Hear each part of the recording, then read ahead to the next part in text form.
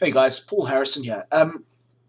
This is just for my traders. A question that came out the back of Monday night's webinar. Very, very good question, and one that a client asked me to clarify on, so we'll do that for you now. On the webinar, we were talking about obviously entry points, and Axel from Germany, one of my traders from Germany, raised the point. He said, if you are always looking to refine an entry point to get a smaller entry point rather than a bigger entry point, that's what you always encourage us to do, and absolutely I do, because it reduces the risk-reward ratio, that's really what we're always looking to do, is to reduce our risk as much as possible. He then went on to say, but then you stand a better chance of having what we call getting whipsawed, and if you are selling short here, then obviously the stock's got to go down before you get into the trade. Now, what happens with a whipsaw is if you only have a small entry point and the stock goes down, you get into the trade, but then it comes back up, it can get you stopped out straight away. And he said that's been a problem for him. So he's had that a few times happen. Absolutely, that's going to happen from time to time. Then there's something that I referred to as potential risk versus guaranteed risk. Now, potential risk is an example of taking a small entry point, and the stock absolutely has the potential to go down, okay? But it also has the potential to go back up. Okay, so that's potential risk.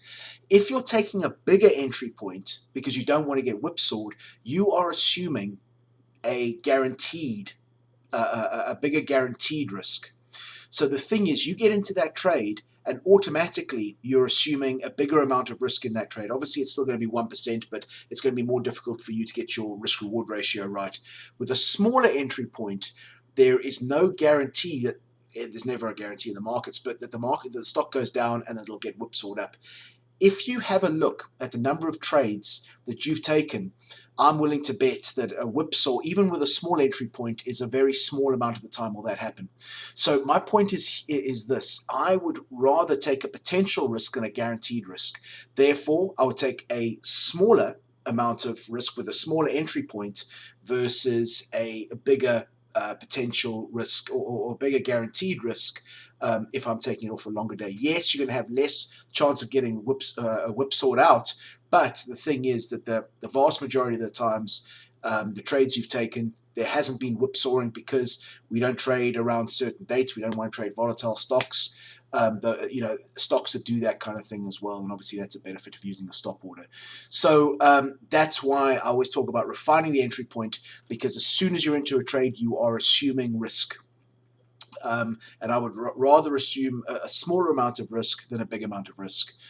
So that's the potential risk of getting whipsawed off a small entry point versus the guaranteed risk of having a higher difference between your entry point and your stop loss, and then obviously needing more distance, more range on that stock to get your risk-reward ratios that you're after. So I hope that clears that up. Again, a great question from Axel. It really makes me very happy when I'm seeing you guys asking applied questions, not just what are the rules and stuff like that, but really asking questions in the context of the trades themselves. Makes me very happy, makes me know you're on the right track. So all the best, guys. Take it easy. Cheers. Bye-bye.